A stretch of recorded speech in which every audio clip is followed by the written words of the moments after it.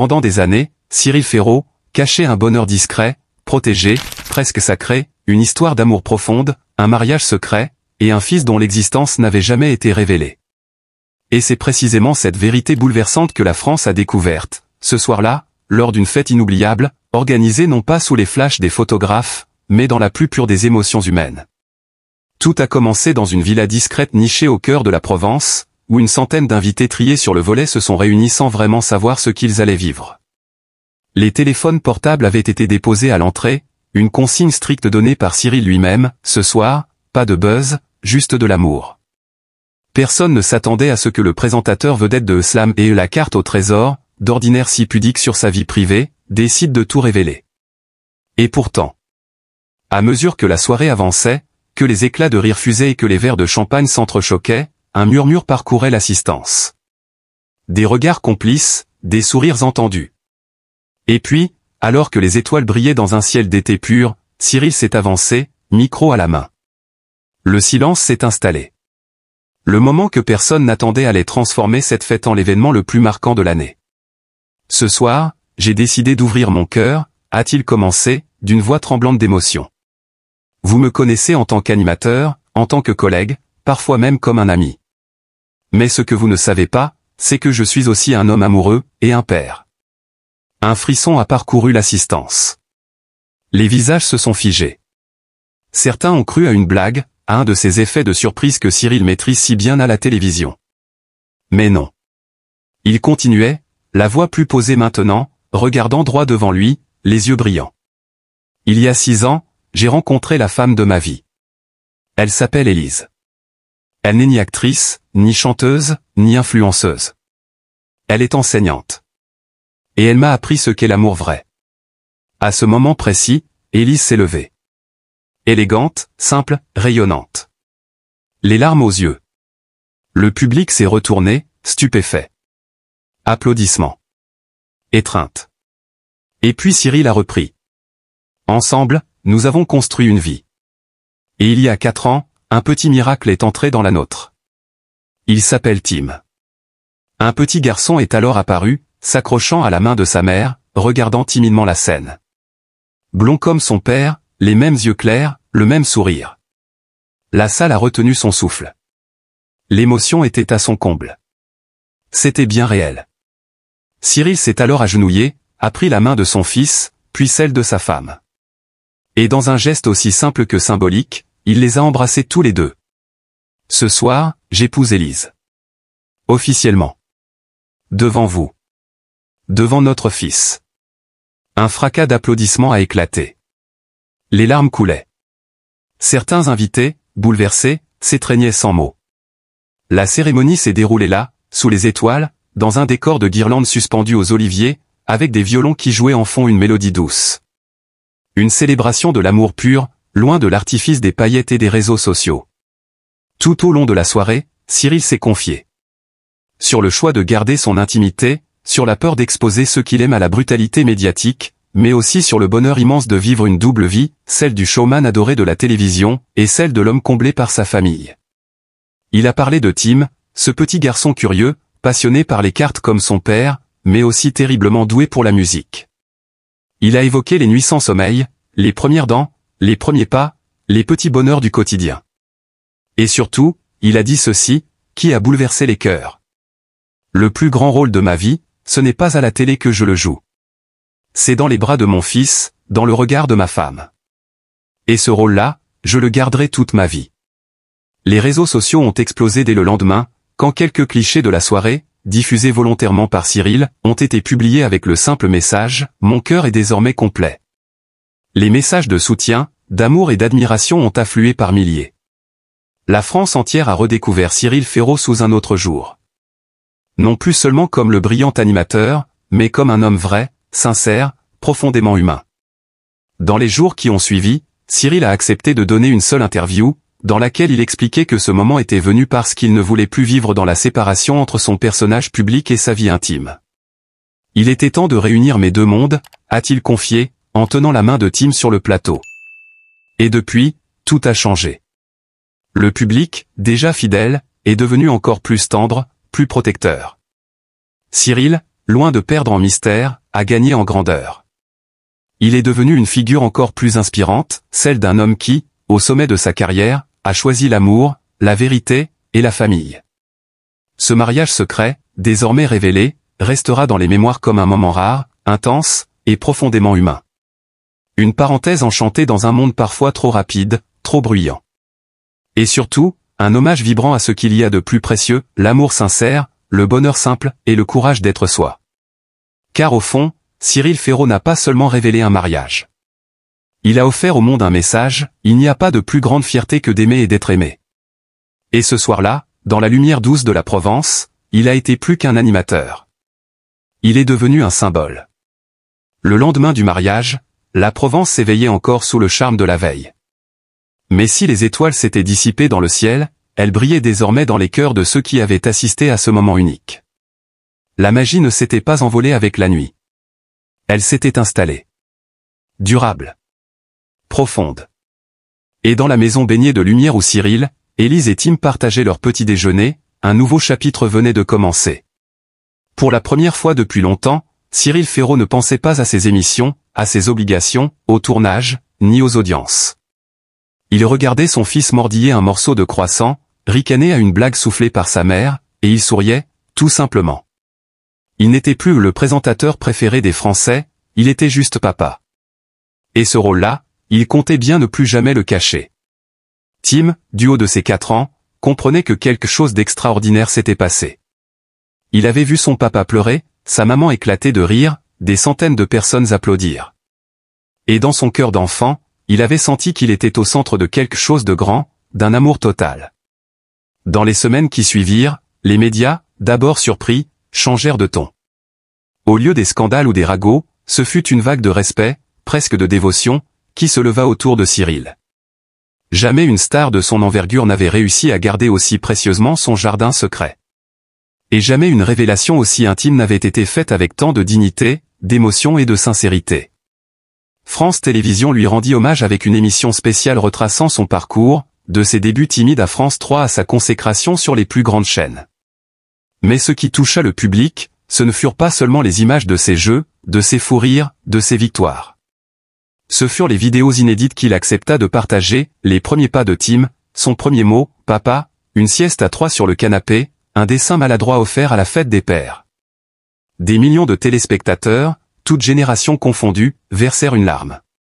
Car au-delà de la vedette, au-delà des caméras, on découvrait un homme profondément humain, d'une sensibilité rare. Un homme qui avait su faire de sa pudeur une force. Un homme qui, malgré les projecteurs, n'avait jamais perdu l'essentiel, l'amour véritable. Les lettres affluèrent. Des milliers de courriers, de messages, de témoignages.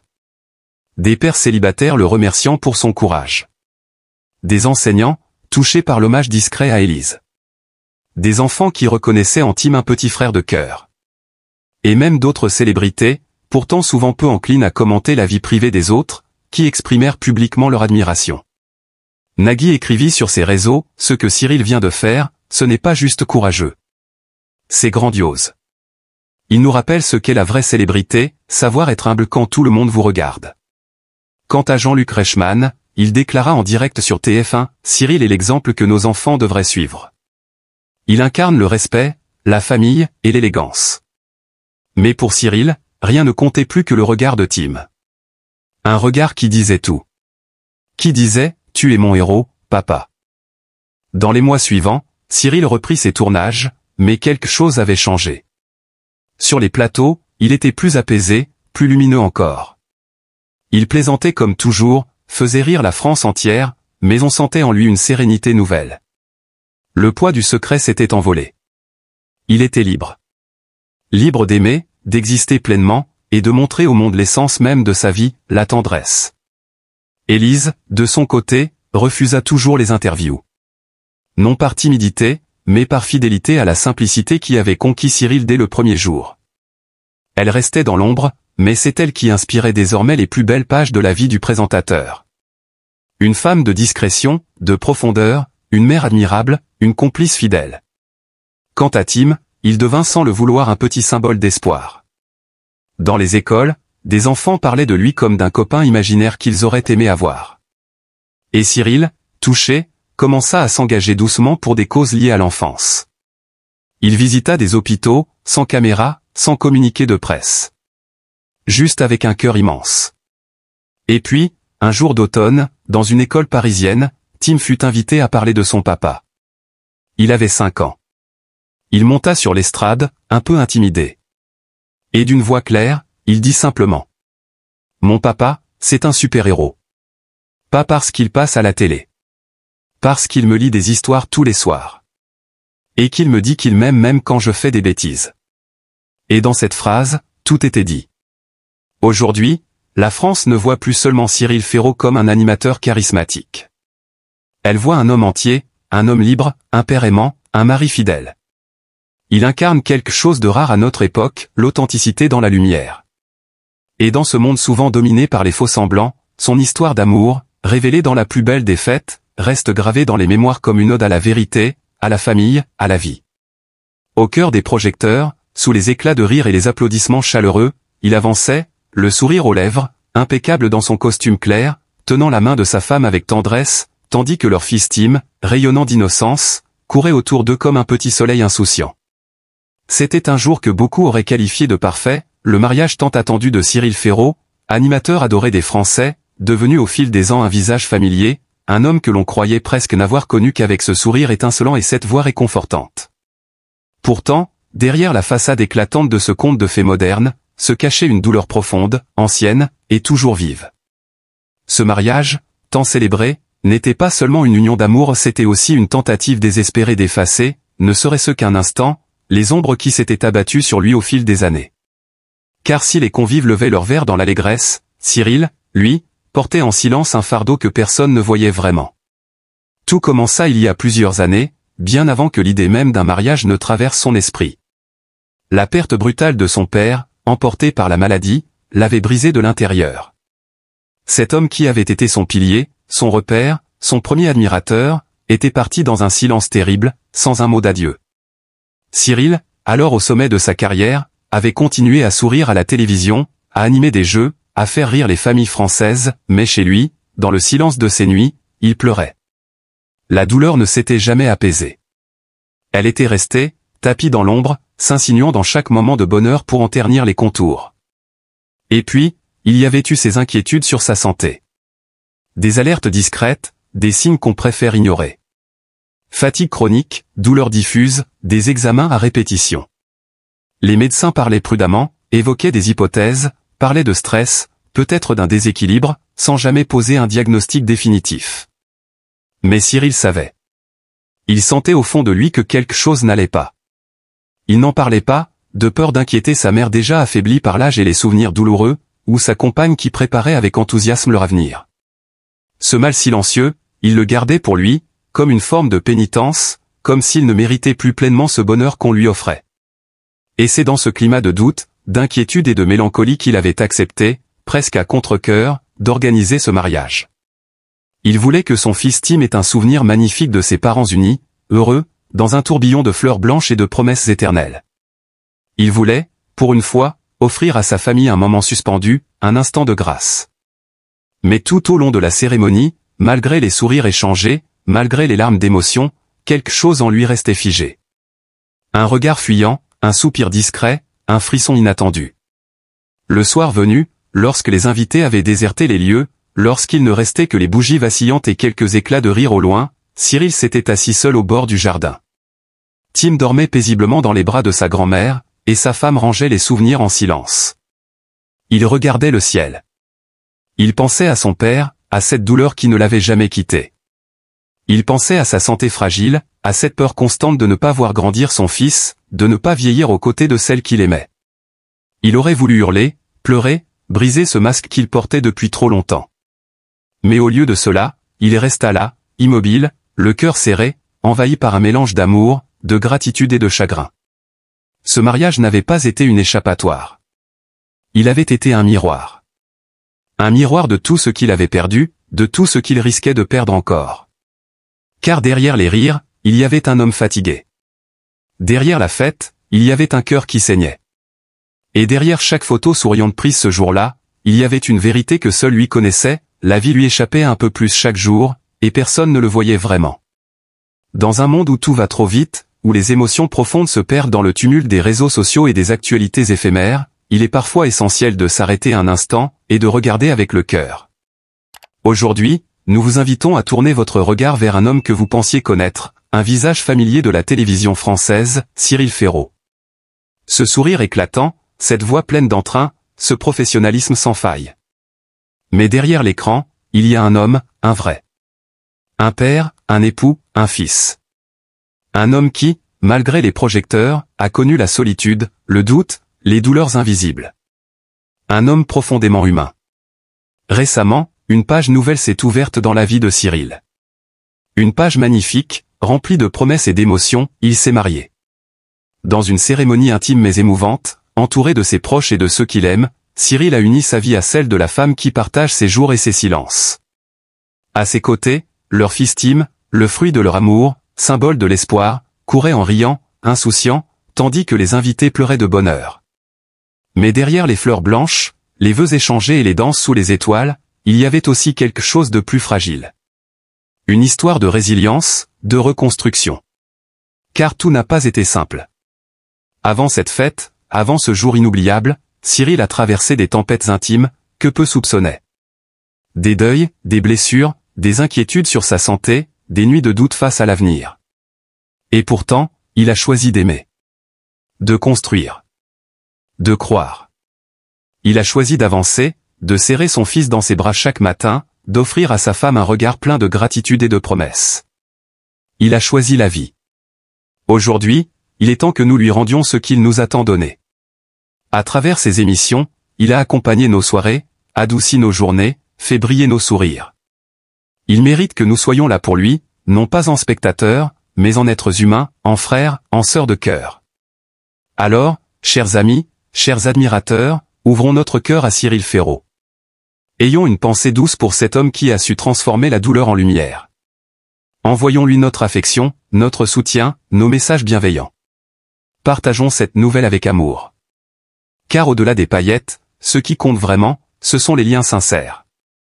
Et aujourd'hui, plus que jamais, il a besoin de sentir qu'il n'est pas seul. Cyril, tu es aimé. Tu es compris. Et ton histoire, bien au-delà du simple mariage, est une source d'inspiration pour nous tous. Et maintenant que tout a été révélé, cette cérémonie pleine d'élégance, ces regards échangés, les larmes discrètes, la joie pure du petit Tim courant autour de ses parents dans une robe de lumière invisible, nous ne pouvons qu'admirer le chemin parcouru par Cyril Ferraud. Derrière la fête, il y avait une vérité bouleversante, une sincérité rare, celle d'un homme qui aime profondément, qui vit intensément, et qui ne craint pas de se montrer tel qu'il est, dans ses forces comme dans ses fragilités. Ce mariage n'était pas une simple union romantique. C'était une déclaration d'humanité, une offrande au bonheur malgré les épreuves, un chant d'amour qui s'élève au-dessus des douleurs anciennes. Cyril, en dévoilant ainsi sa vie intime, lui qui est si pudique, si réservé, et nous offre un cadeau immense, celui de nous sentir plus proches, plus unis, plus humains. Ce soir-là, sous les guirlandes qui dansaient au vent de Provence, Cyril Ferraud n'a pas seulement prononcé des vœux, il a gravé une page d'humanité pure dans la mémoire collective. En révélant l'existence d'Élise, l'amour de sa vie, et de leur fils Tim, ce petit être lumineux, il a offert à la France bien plus qu'un scoop, il lui a tendu un miroir, celui d'un bonheur simple, discret, mais infiniment vrai. Depuis cette nuit magique, quelque chose a changé. Dans les regards qu'on pose sur lui, dans les mots qu'on lui adresse dans la rue. On ne voit plus seulement le visage souriant du divertissement télévisé. On voit l'homme. L'époux. Le père. Et quelque part, peut-être, l'ami que chacun rêverait d'avoir. Dans une société saturée de faux-semblants, où tout est trop souvent orchestré pour plaire, Cyril a fait le choix courageux d'être sincère. Il aurait pu continuer à cacher. Il aurait pu continuer à sourire devant les caméras tout en taisant la plus belle partie de sa vie. Mais il a choisi de tendre la main au public, de dire « Voici qui je suis vraiment ». Et en retour, la France l'a serré dans ses bras. Car au fond, cette histoire n'est pas celle d'une célébrité. C'est celle d'un homme qui a osé tout montrer, ses larmes, ses failles, son bonheur. Et c'est cette vérité-là, dans sa nudité la plus bouleversante, qui continuera de briller bien après que les caméras se soient éteintes. ChatGPT noie. Et maintenant que tout a été révélé, cette cérémonie pleine d'élégance, ces regards échangés, les larmes discrètes, la joie pure du petit Tim courant autour de ses parents dans une robe de lumière invisible, nous ne pouvons qu'admirer le chemin parcouru par Cyril Ferraud. Derrière la fête, il y avait une vérité bouleversante, une sincérité rare, celle d'un homme qui aime profondément, qui vit intensément, et qui ne craint pas de se montrer tel qu'il est, dans ses forces comme dans ses fragilités. Ce mariage n'était pas une simple union romantique. C'était une déclaration d'humanité, une offrande au bonheur malgré les épreuves, un chant d'amour qui s'élève au-dessus des douleurs anciennes. Cyril, en dévoilant ainsi sa vie intime, lui qui est si pudique, si réservé, et nous offre un cadeau immense, celui de nous sentir plus proches, plus unis, plus humains. Et si son fils Tim a illuminé la journée de ses éclats de rire, c'est parce que cet enfant incarne l'avenir, l'innocence, mais aussi le courage d'un père qui veut le meilleur, même quand le passé pèse lourd. Dans chaque sourire échangé ce jour-là, il y avait des mots silencieux, « Je t'aime. Je suis là. Ensemble, nous irons loin ». Ce moment unique, bouleversant, nous rappelle que la vie n'est pas faite que de célébrités ou de strass. Elle est faite de liens, de tendresse, d'aveux, de réconciliation, de renaissance. Et ce que Cyril Ferraud a vécu, c'est une renaissance. Une promesse qu'il se fait à lui-même, à sa femme, à Tim, et d'une certaine manière à nous tous. Caméra, si vous aussi, vous avez été touché par cette histoire poignante, si vous souhaitez continuer à découvrir la face humaine des célébrités, leurs combats, leurs victoires silencieuses, leurs instants de vérité, alors rejoignez-nous. Télévision, abonnez-vous dès maintenant à notre chaîne, Claquette Jemadé TV. C'est ici que les visages familiers deviennent des âmes que l'on comprend. C'est ici que les histoires de la vie, derrière les caméras, prennent une nouvelle dimension. Famille homme-femme garçon-garçon, en soutenant Jemadé TV, vous soutenez une voix sincère, respectueuse, passionnée. Une voix qui raconte avec le cœur, qui dévoile sans trahir, qui honore la vie dans toute sa complexité. Étincelle, cliquez, partagez, abonnez-vous. Et ensemble, continuons de célébrer les vies extraordinaires, comme celle de Cyril Ferraud, avec émotion, avec respect, avec amour. Merci de faire partie de cette belle aventure. Cœur jaune.